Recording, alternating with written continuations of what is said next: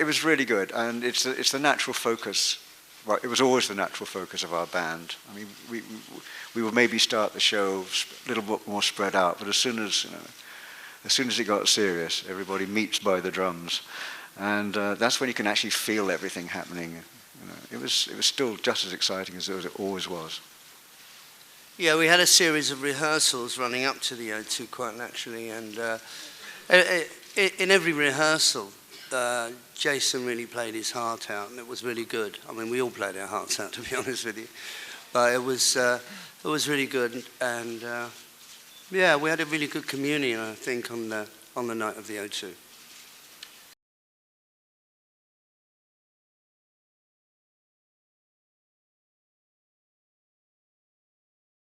As long as it's good, we enjoy it.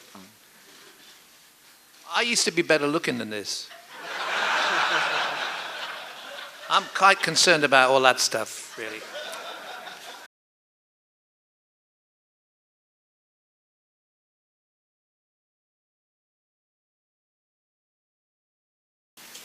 Actually, the period that we rehearsed over, it may have ran over 6 weeks or whatever, but we weren't rehearsing every day. We had a little block here and a little block over there on the run up to it.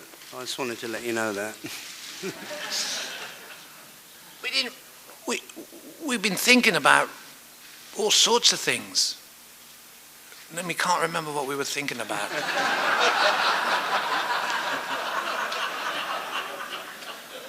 Schmuck.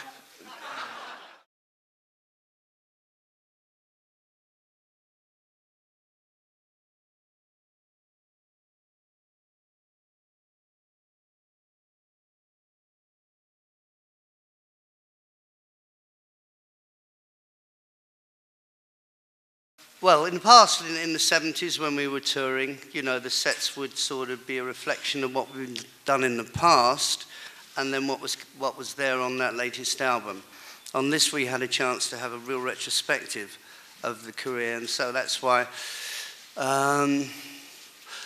we arrived at the first number being Good Times, Bad Times, which was the first track of the first album, and then let's see what goes on from there.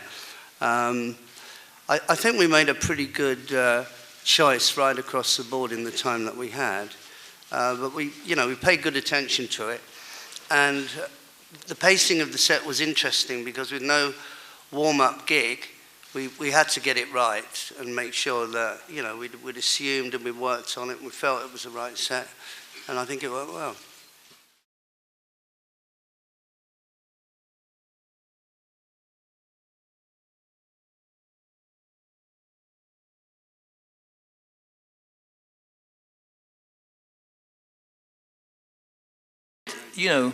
When we were kids in England, actually before Jason was born,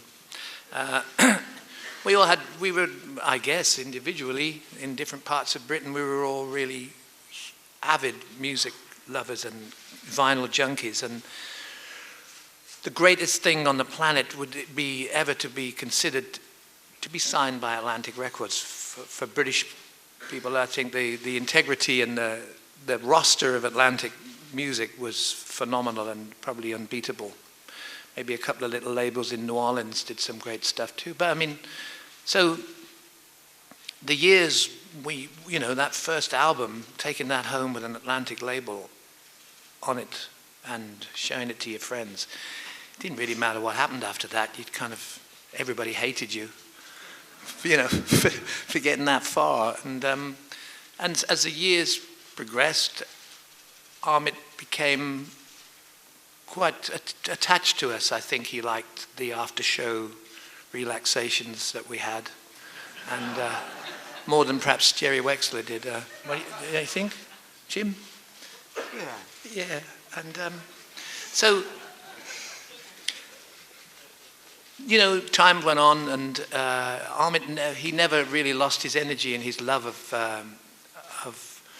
music and of the musicians that he'd gotten to know. Even if they'd changed labels and gone some other place or whatever it was more important to know that between us all. And so when he had the accident, everything hung on his, returning back to normal, and it never happened. So in England and also here in New York, everybody wanted to do something to recognize how much we loved the guy, and bit by bit things took shape, but they changed quite a lot along the way. At times the Stones were going to be involved. Is that right, Jim? Well, yeah. I must say, the other night I went to the Beacon Theatre to see somebody play. It was Johnny Halliday, actually. But, it dawned on me that of course, that's where Ahmet had the accident. It was really strong, actually, I've got to tell you. And also Clapton was going to do something. He was going to put Cream back together, and I think we were going to do the Albert Hall initially. And then, things change, and somebody suggested we go to a bigger venue, and then it became what it became. It was, but never out of sight of the fact that Ahmet was a personality as well as an absolute music lover. He continued forever to love. And he was just, he was a seer in many respects. Everybody's got a different story about him, and I don't think we're going to tell you any of them. But it was just great. You could have wonderful times with him talking about everything from Coltrane, Modern Jazz Quartet, through to Rat and White Lion.